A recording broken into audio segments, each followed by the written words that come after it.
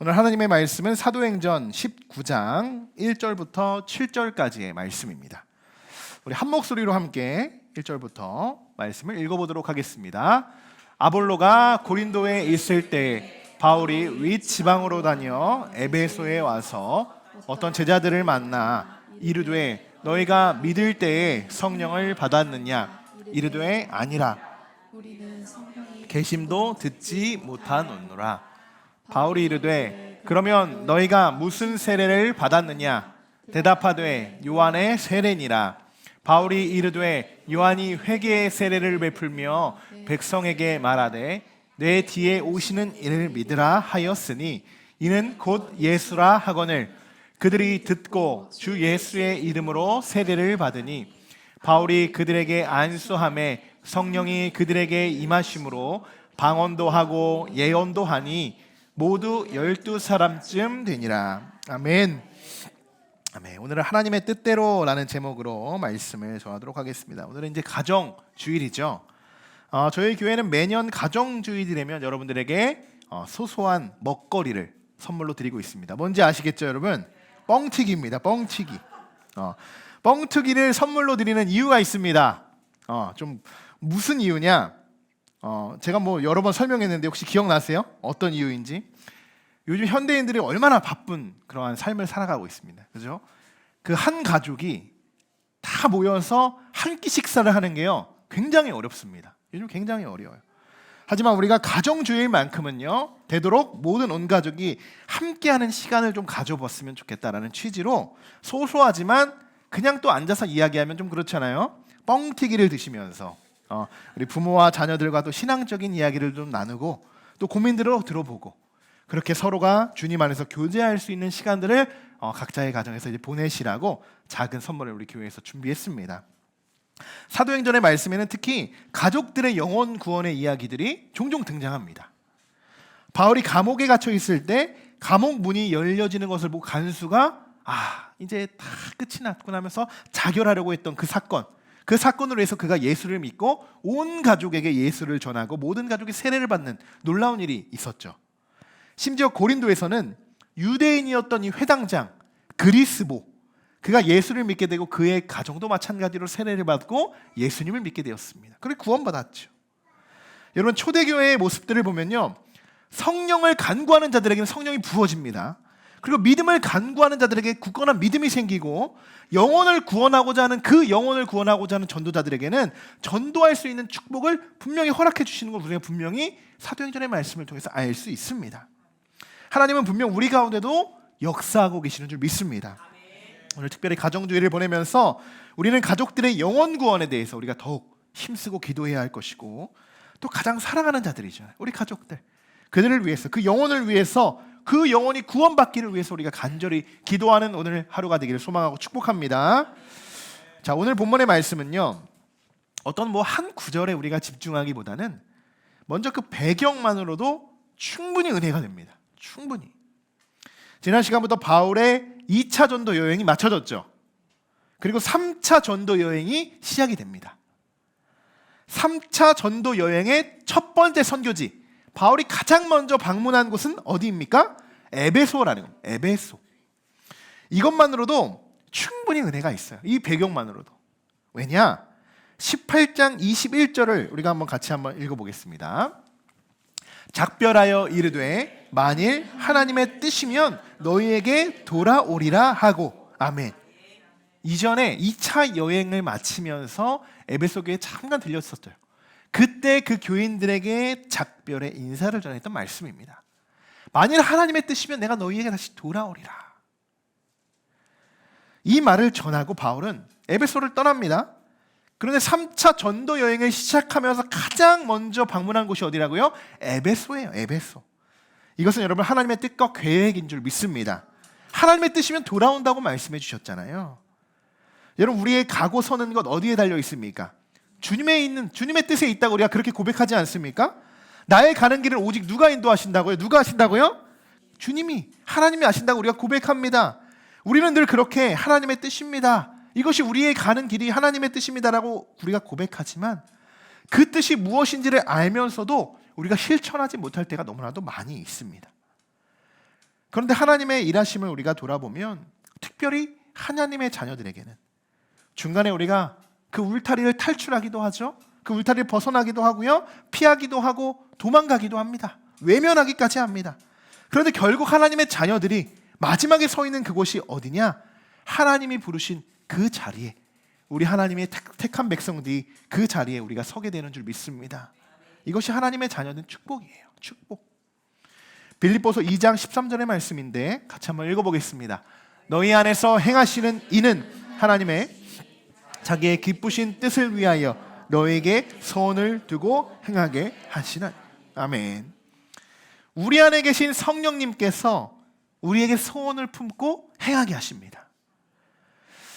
우리가 이 말씀같이 하나님의 기쁘신 뜻을 위하여 하나님의 뜻을 품고 살아가는 귀한 우리 모든 함께하는 교회 성도분들이 되시기를 주님의 이름으로 간절히 축원합니다. 오늘 가정주의라고 말씀을 드렸죠.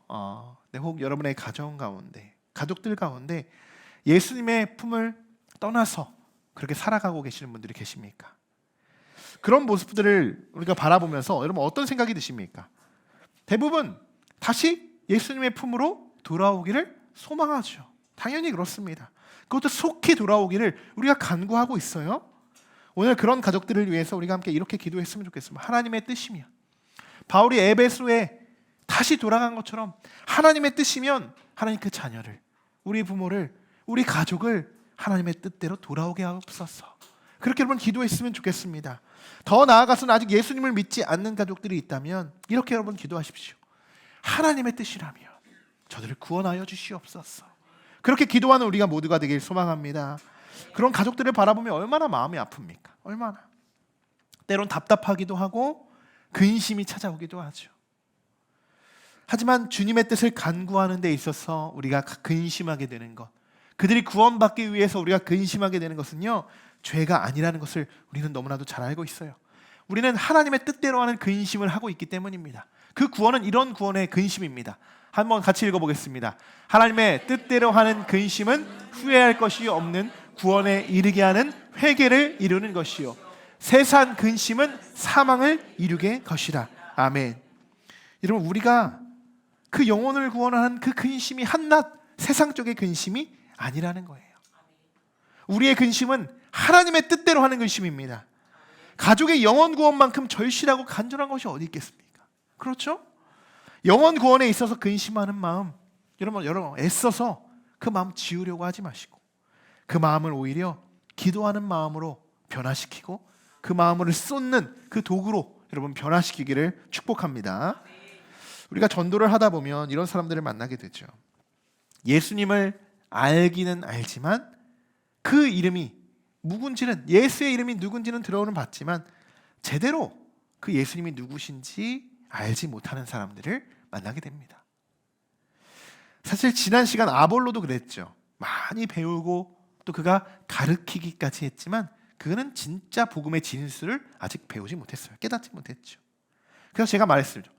모르는 것이 죄가 아니라 알려고 하지 않는 것, 그것이 죄가 될 수 있다. 그것이 진짜 교만한 생각이다 라고 말씀을 드렸습니다. 오늘 바울은 에베소의 형제들에게 이렇게 묻고 있어요. 너희가 믿을 때에 성령을 받았느냐? 이렇게 지금 질문을 하고 있습니다.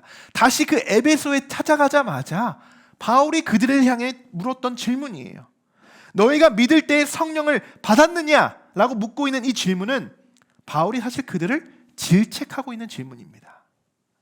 예수님을 믿는다고요? 그러면 성령 받으셨습니까? 이렇게 묻고 있는 거예요. 에베소 성도들이 이 질문을 들었을 때 굉장히 기분이 나쁠 수 있다는 겁니다. 굉장히. 여러분, 누군가가 여러분들에게 여러분 예수님 믿으시죠? 이렇게 물어요. 너무나도 훌륭한 믿음을 가지고 계십니다. 너무나도 예배의 자리를 찾으시고 너무나 전도도 열심히 하시네요 라고 물으시면서 그 뒤에 그런데 당신 성령은 받으셨나요? 라고 묻는다면 여러분, 우리가 어떻게 반응하겠습니까? 뭔가 쾅 하고 내 마음을 뭔가 탁 치는 듯한 느낌이 들 거예요. 내가 무엇 때문에 지금 이렇게 전도하고 열심히 예배하고 있는가? 그것을 다시 한번 돌아보게 됩니다. 어쩌면 부끄러워서요, 얼굴이 빨개지는 사람도 있을 거고요, 나는 아닌 척하는 사람도 있을 겁니다. 그리고 화가 나서 아니 나 성령 받았어 라고 그렇게 이야기하는 사람도 있을 거예요. 여러분들은 어디에 속하시는 분들입니까? 정말 열심히 예배하고 기도하고 중보하고 전도하는 그러한 사명을 받으면서 우리가 그렇게 살아가고 있는데 누군가가 우리들에게 그럼 당신 성령 받으셨습니까? 성령의 힘에 이끌려 살아가고 계십니까? 라고 묻는다면 우리는 어디에 속한 그룹에 속할까? 아볼로도 에베소 사람이었습니다. 그도 배운 게 참 많았던 사람이었지만 상인이었던 아굴라 부부에게 다시 복음을 배우게 되는 그 장면을 바라보면서 오늘도 에베소 성도들은 참 겸손하고 배울 점이 있어 배움에 있어서 뭔가 다시 한번 좀 진심이다라는 생각이 들었어요. 이 에베소 사람들은 다시 2절을 보시면 그들이 이렇게 대답하고 있다는 거예요. 우리는 성령의 계심도 듣지 못하였다. 바울이 뭐라고 질문했다고요? 바울이 믿을 때 성령 받았냐? 이렇게 지금 질문하고 있어요. 그런데 그들이 뭐라고 대답하냐? 아닙니다. 아니에요. 우리는 성령이 계심 듣지도 못했어요. 그들이 지금 뭘 한다고요? 그들 열심히 예수 알고 믿는 사람들이에요. 그리고 그들을 나름조차 아볼로조차 다 전하고 그렇게 가르치기까지 했던 사람이에요. 그런데 성령을 너희 안에 계시냐고 묻자 그들이 뭐라고요? 솔직한 마음을 고백하고 있어요. 아닙니다. 성령? 예수는 내가 누군지 알고 전에 들어왔던 그 복음서를 듣고 내가 믿기는 하지만 성령이 뭔지는 내가 잘 알지 못하겠습니다. 솔직히 고백하고 있어요. 여러분, 성장은요, 솔직하게 자신의 부족함을 고백할 때부터 성장은 시작되게 됩니다. 자신이 부족한 것을 깨달을 때가 진짜 성장이 시작되는 시점이기 때문이에요. 만약 이들이 이렇게 고백하지 못하고 아니 거기는 내가 몰라도 됩니다. 예수님만 알면 되는 거 아닙니까? 아니 이 정도도 충분합니다. 이렇게 예배하고 이렇게 신앙생활하는 거 충분합니다 라고 이야기했다면 바울과 또 다른 논쟁이 펼쳐졌을 거예요. 이런 생각들은 어때요? 율법적인 생각이 가치관이죠.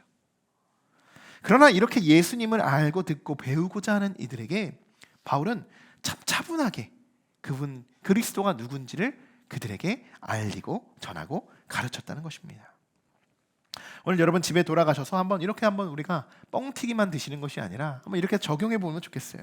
예수님을 잘 알지 못하는 가족들이 분명히 있을 겁니다. 그런 가족에게 또 예수님을 알지만 마음이 닫혀 있는 가족들에게 또 열심히 믿는 가족들에게도 한번 우리가 묻고 질문하고 한번 이야기를 나눠 보는 거예요. 열심히 믿는 가족들에게는요, 한번 우리가 똑같이 바울이 질문했던 것처럼 질문해 보는 거예요. 예수님 믿으시죠? 그러면서 근데 성령은 받으셨습니까? 라고 한번 물어보는 거예요. 자녀들에게도 예수님 믿고 있지?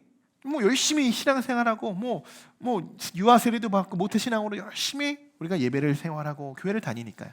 그런데 그러면 너희 안에 성령님이 계시고 있니?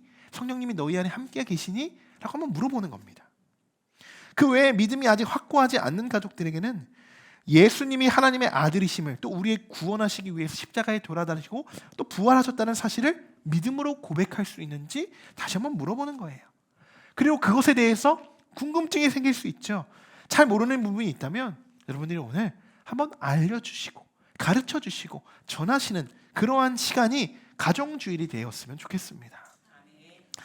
여러분이 그러한 오늘 시간 가정주일 오늘 많은 외식도 하시고 맛있는 뻥튀기도 드시겠지만 그러한 그냥 즐거운 시간만을 보내시는 것이 아니라 신앙적인 이야기도 함께 나누고 모르는 것도 질문해보고 또 어떻게 하면 우리 가족들이 구원받을 수 있는지를 함께 고민해보는 그러한 시간으로 오늘 가정주일을 보내기를 소망하고 축복합니다.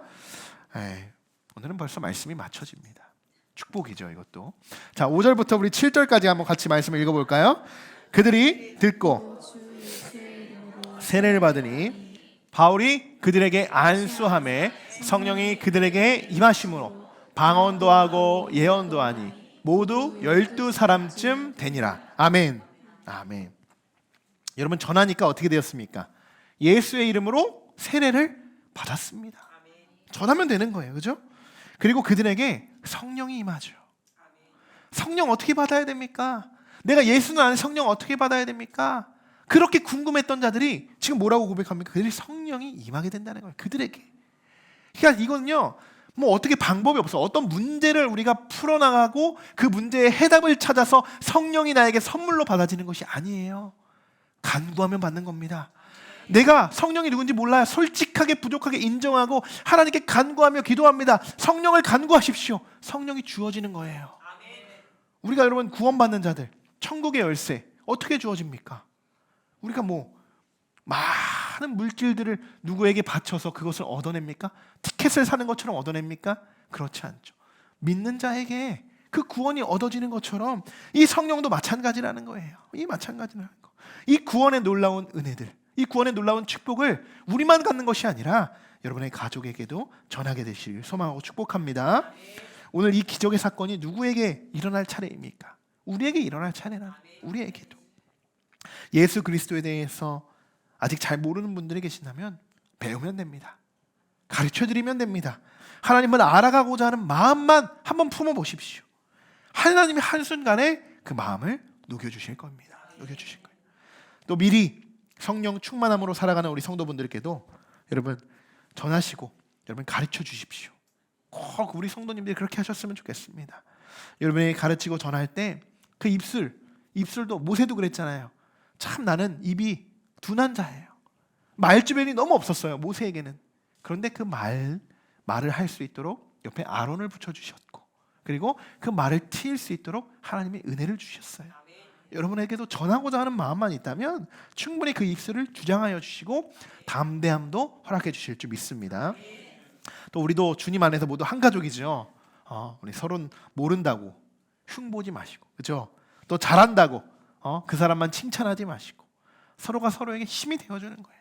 서로 이끌어주는 거예요.